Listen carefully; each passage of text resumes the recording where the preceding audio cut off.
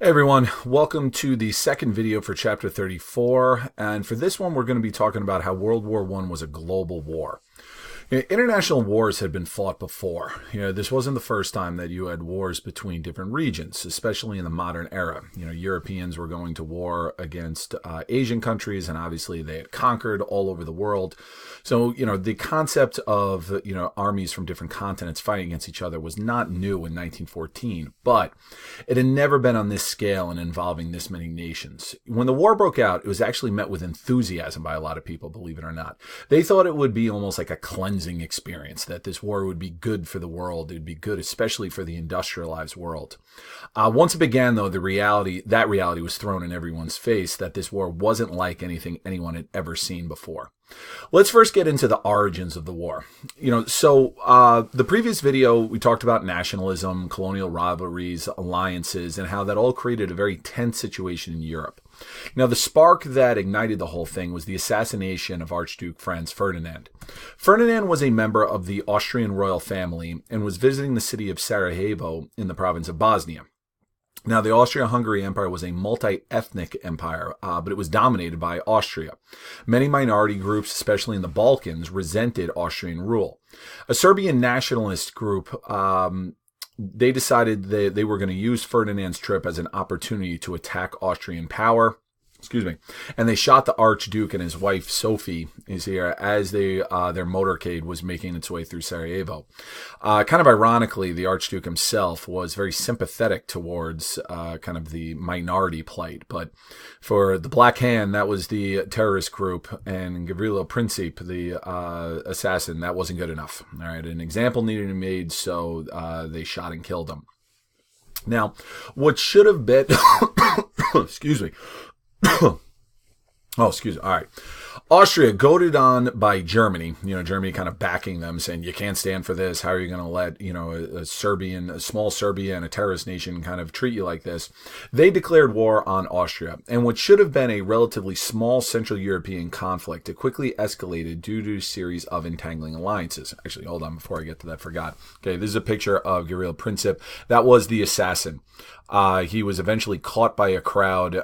He was put on trial and executed. But these entangling alliances, right? We talked a little bit about that in the previous video. Russia had spearheaded what they call a pan-Slavic movement, meaning, kind of a coalition of all Slavic countries. Serbia was one of them. They started to mobilize their army in order to defend their Slavic ally in Serbia. This prompted Germany to demand Russia stop mobilizing its army, as well as demand what France's intentions were, since France was an ally of Russia. Russia said no to this, said actually their exact word was impossible that they would stop, and France just never responded at all. So what did Germany do? Germany declared war on both. You can look how it gets a little bit confusing at times, right? Here you've got your triple entente, your triple alliance, the Ottoman Empire, Bulgaria and Serbia are kind of in the middle. It shows the years that each of them formed. But this one in particular, right, with France and Russia, Germany knew that one was going to follow the other. So, and Germany was spoiling for a fight. Germany knew what was going to happen with all of this. So they declare war on it. But it kind of gave this impression that everybody was just kind of pointing fingers at the other. Famous political cartoon, The Crime of the Ages, and you see what's on the deathbed over here, the peace of Europe. Right, the peace of Europe that they had desperately tried to keep since the Congress of Vienna after Napoleon. Now it's like, well, who's to blame? Everybody's pointing fingers at each other. You got Russia, Germany, England, France, Austria, even Serbia and Italy are involved in there as well. So the peace of Europe is now dead, and now war is going to be set in motion. Now, Germany was the first one to set some plans in motion with the Schlieffen Plan. Germany was in a little bit of a tough predicament. You see, they are in the middle of their enemies. You got France on one side, you got Russia on the other. Germany has what's now called a two-front war. You've got a Western front and you've got an Eastern front. They got to decide what they're going to do with this. The logic was that Russia, being a larger country and being a little less industrialized, would take a good bit longer to mobilize than France. So Germany decides that they are going to attack France first. The idea there was take out France, and then by the time Russia was ready, France would be off the table, and then they'd be able to concentrate everything against Russia. They made a very fatal mistake, though, in deciding their plan of attack. They didn't want to attack France directly along this border, so they decided to go in through this country here. This country here is Belgium. Belgium had officially declared its neutrality, and Germany, in marching through it, violated this neutrality. So this violation prompted Britain to then join the war. See, Britain wasn't in at first, but once German troops started marching through Belgium, Britain, which was a signee, one of the countries that signed Belgium's official declaration of neutrality, said you can't do that, so they declare war on Germany. Plus, on top of it, the Belgians put up a much tougher fight than Germany had anticipated. So this provided time for France to fortify its defenses back here along the front, and it allowed Britain to start sending troops into France. So already the Schlieffen Plan was falling apart. Now, as I mentioned before, this quickly established itself as being a very new kind of war. When soldiers on both sides went off to war, many of them thought that they would be home soon with tales of glory and grandeur. This attitude was apparent even in the military leadership, which abandoned strategies of defense and concentrated on swift victory, as shown in the Schlieffen Plan. The reality of this war, though, soon showed that it wasn't going to be quick, and there wouldn't be much glory for anyone. Probably the defining characteristic of World War I was trench warfare. So as the Germans were slowed in Belgium, the French literally dug in. Trenches were dug from Switzerland all the way to the English Channel. And life inside these trenches was very, very brutal. It was cold, it was wet, it was disgusting, disease, rats were common in there. And it was just mind-numbing as well, the fact that you couldn't look up and see anything. You were constantly being bombarded and shelled. And as you can see from it, these trenches, they were not big, at most, 6-7 feet high to provide protection, but they were narrow. And as you can tell, this was not nice living. It was filthy. It was cold. It was disgusting in there.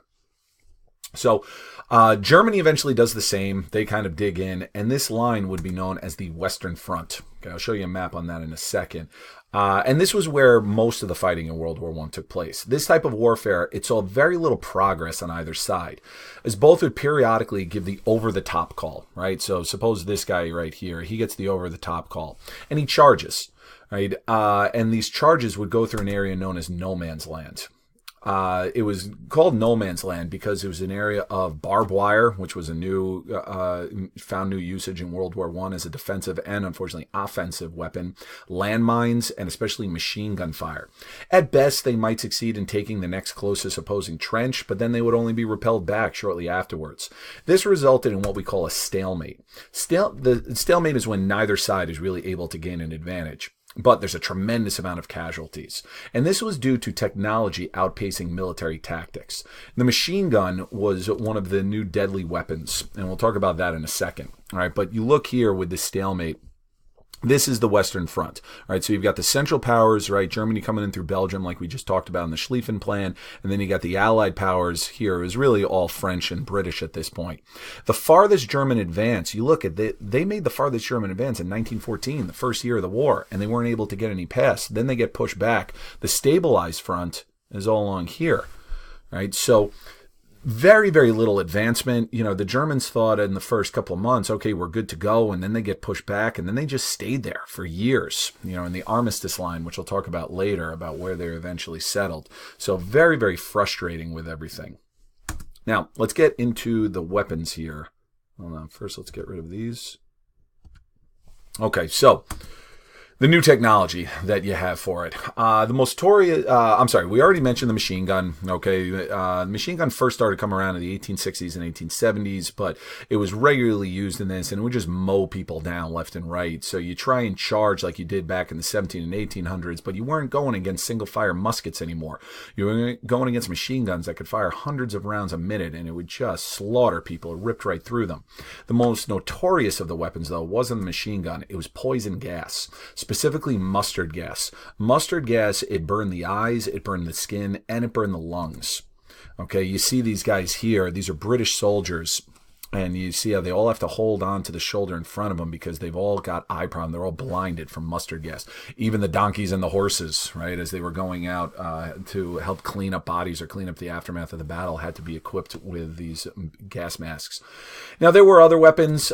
Tanks were developed, but these were not, kind of the tanks of World War II and later eras that would fire huge shells. These were mostly used to drive over trenches and withstand machine gun fire, so they were mostly for defensive purposes.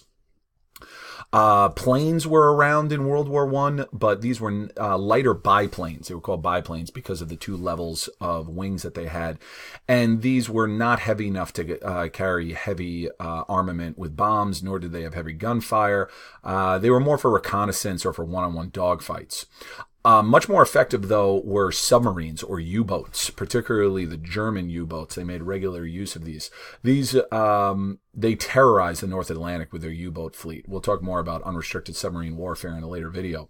Now, these new weapons and technology resulted in much, much higher casualty rates than ever before. People back home literally couldn't believe the casualty reports. The assault on Verdun, for example, resulted in 280,000 German deaths.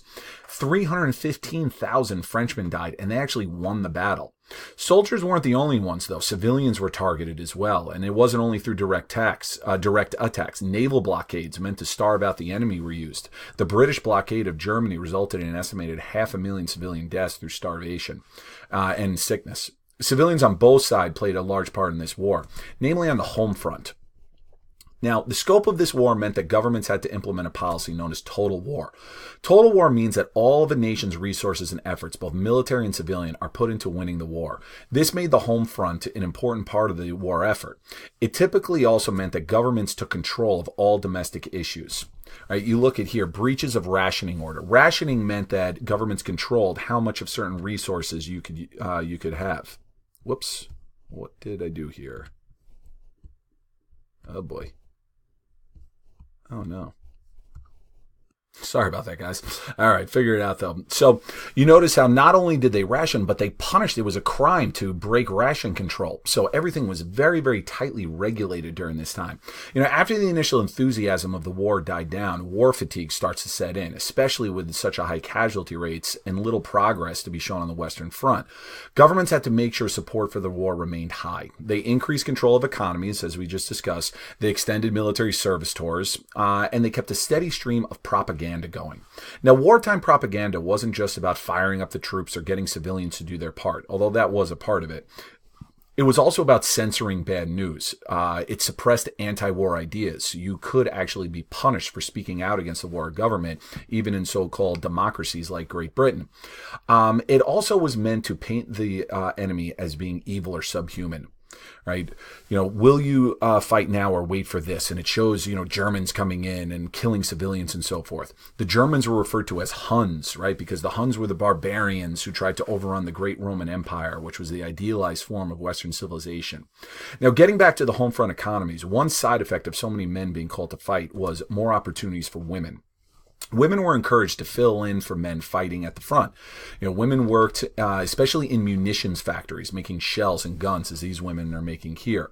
They weren't allowed to officially serve in the military, but they did serve as nurses, as you see these women here wearing the gas masks, and they also serve in communications. Overall, though, factory owners failed to come through on promises to pay women the same as men, and working-class women didn't really see much of a change in their lives. Middle and upper-class women found a new sense of empowerment that would carry over into new wave of suffrage movements in Europe and America after the war. Okay, so good bit that we went over in this one. The next video will actually kind of wrap up the section from the textbook. It'll be a quick one where we talk about some of the fighting outside of Europe.